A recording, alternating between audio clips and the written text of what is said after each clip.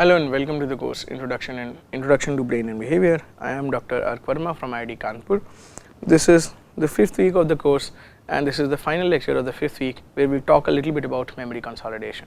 Consolidation of memory is a process that stabilizes a particular memory over time after it is first acquired. So, the first time you have a particular experience, you perceptually encode it. We were just talking about it in the last lecture. You perceptually encode it, you store it, and then what is needed is you need to kind of go over the information again and again so that it forms a stable trace in your memory and is available for recall.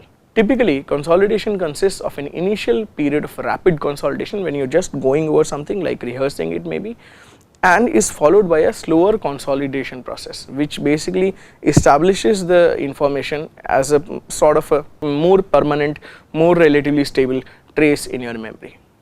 Now, there is some evidence for the process of consolidation which comes from patients who undergo ECT to treat psychological disorders. ECT is electroconvulsive therapy, and in this basically an electric current is passed through the brain by the electrodes placed on the scalp. This is typically used for treatment of disorders like depression. And what happens is that in such a procedure, sometimes people suffer from, or due to such a procedure, sometimes people suffer from what is called retrograde amnesia. Mainly, and this retrograde amnesia is mainly for the items that are learned very recently and close to the time of treatment. So, something just happened 1 hour ago or 2 hours ago or maybe a day ago than when this treatment was given. This is very similar to the retrograde amnesia that can sometimes happen in case of a head trauma, head injury. Now, why is this happening? Why is this retrograde amnesia happening?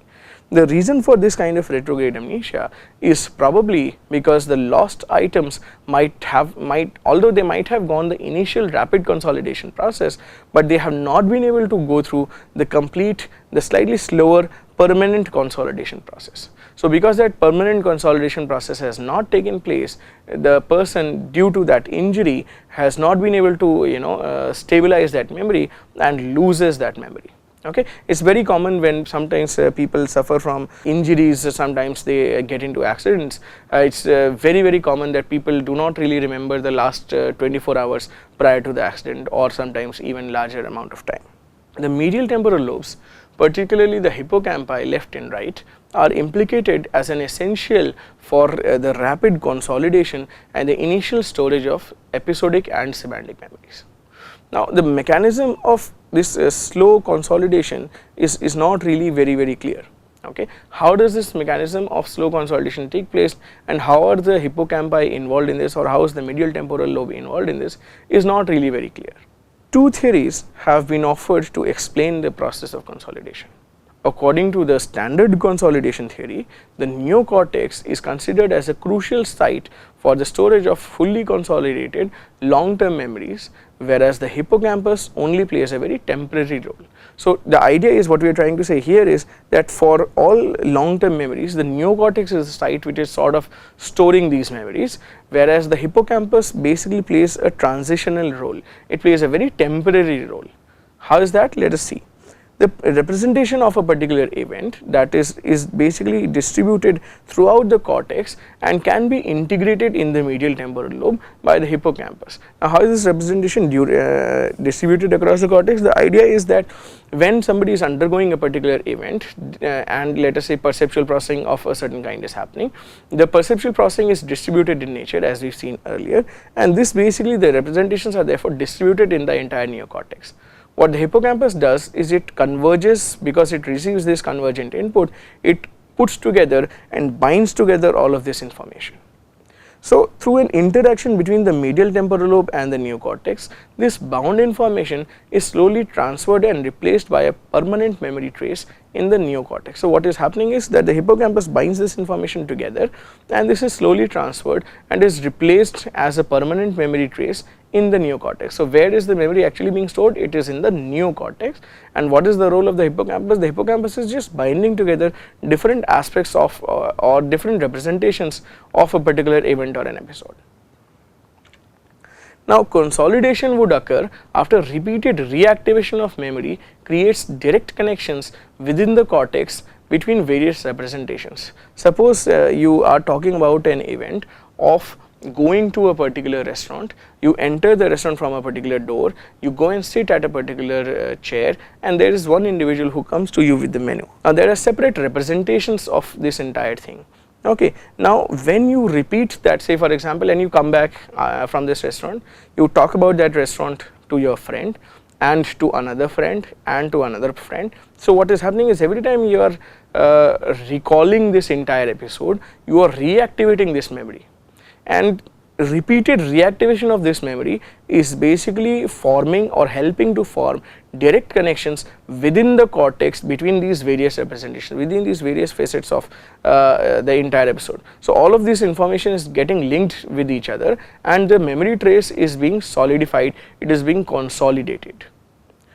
This process will take place when an individual is and this process basically will take place when an individual is either conscious or sometimes even asleep, and it eventually makes the memory independent of the hippocampus. So now once the memory is stored as a permanent trace in the neocortex, then the role of the hippocampus is not so much. Okay, so the memory becomes independent of the hippocampus. Now according to this model, the same process applies for both episodic and semantic memories. Now there is another theory that has been offered. The other theory is called the multiple trace theory. And according to this multiple trace theory, only the long term stores for semantic information rely on the neocortex, while some aspects of episodic memory, consolidated or not, continues to rely on hippocampus. Okay. So the idea here is that a new memory trace, which is composed of a combination of different attributes, is set down in the hippocampus every time a memory is retrieved. Every time a particular memory, every time you talk about a particular incident to somebody, this new memory trace is set down in the hippocampus. It is sort of laid out in the hippocampus, and the number of times a particular memory is, the more traces are set down or settled down in this hippocampus. So the hippocampus kind of is getting a revised recording, or say for example a revised representation of that particular event, of that particular episodic memory. Now remote events that have been retrieved more often have more hippocampal traces, and therefore become resistant to hippocampal damage. Say for example, you might have an incident from your childhood, suppose your 5th birthday or your 8th birthday that you might remember, and you might basically narrate it to your friends many a times. It has been repeated several times. So what has happened is that this is a remote event, and because this has been repeated so many times across the length of time, it has become more stable and it has become resistant to damage of the hippocampus. On the other hand, more recent events have not received as many memory traces, and so what will happen is that they are not resistant to hippocampal damage. Okay, let us look at. Now the traces may differ in their attributes. So what happens is gradually the common elements of the memory traces are extracted as a gist of the episode and then stored as the semantic memory somewhere in the neocortex. So that kind of information sort of becomes almost like a semantic memory, almost like a fact. Say for example, who did you invite, or what was the shape of the cake at your 8th birthday? If that has been repeated so many times again and again, some gist of that episode from the birthday is basically taken up and is stored as a semantic memory, as a fact in the cortex. So therefore when you are going to recall, say for example things like, okay, what was the shape of the cake at my birthday, then this recall will not be dependent upon the hippocampus. Now according to this theory, according to this multiple trace theory, the episodic memories typically degrade over time and therefore are slowly converted into semantic memories. Now what is this? Once you have first undergone a particular experience, suppose you went to a particular party yesterday or something like that. Okay, the events in that party, everything that happened in that party basically is very fresh today, but it will not be as fresh tomorrow, a week later, a month later, an year later, 5 years later, or 10 years later. So what happens is these episodic memories, the entire episode will become more and more condensed, will become more and more degraded over time, and then what will remain is only just the gist. Once the gist is there, it is treated as a semantic memory, it is treated as a fact, and it is basically established as independent from the hippocampus, and it is established or parked in the neocortex. So this theory basically predicts that partial hippocampal damage which partially affect these episodic memories, but complete damage to the hippocampus will completely destroy it. Okay, so I think this is all that I wanted to tell you about consolidation and the role of hippocampus. Now let us talk about the lateral anterior temporal lobe and consolidation. Now the temporal neocortex, which is the temporal lobe outside the medial temporal lobe, has also been deemed very important for the permanent consolidation of semantic information about facts. Now the lesions that damage this lateral cortex of the anterior temporal lobe near the anterior pole, such as those associated with semantic dementia or herpes simplex encephalitis, can actually cause severe retrograde amnesia. So this anterior temporal lobe lesions can actually cause severe retrograde amnesia that can extend up to several decades or sometimes the entire life of the individual. Okay, so there has to be some role for this region in the process of consolidation. Now in severe cases of semantic dementia, perirhinal atrophy is also observed. So the atrophy of the perirhinal cortex is also observed.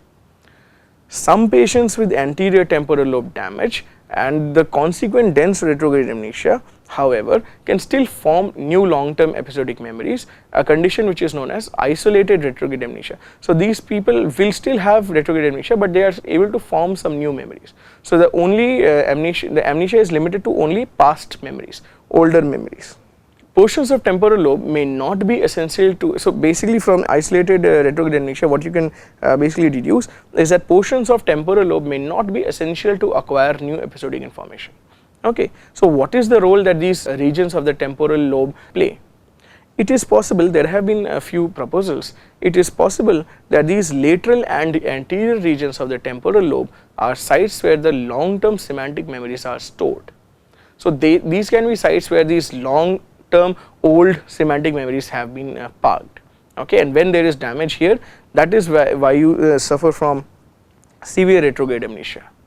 Okay, now another possibility that has been offered is that these regions may be important for the retrieval of information from long-term stores. So it is not that these regions are actually storage houses of information, but they might just be acting for retrieval of this information from wherever this information is stored in the entire neocortex. This is consistent with neuroimaging studies that suggest that memories are stored as distributed representations throughout the neocortex, and some regions like these anterior temporal lobe regions are actually responsible for retrieving them.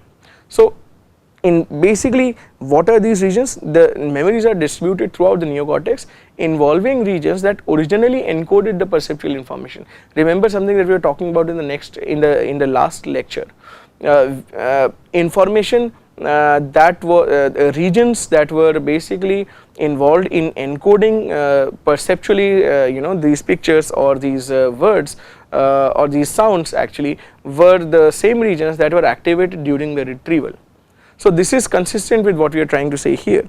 So neuroimaging studies have suggested that memories might be stored as distributed representations throughout the neocortex involving the regions that originally were involved in encoding this perceptual information along with regions that are involved in representing this information and basically associating this with new incoming information. So there are these regions in the brain that are perceptually processing this incoming information and associating this incoming information to originally stored knowledge to the older information.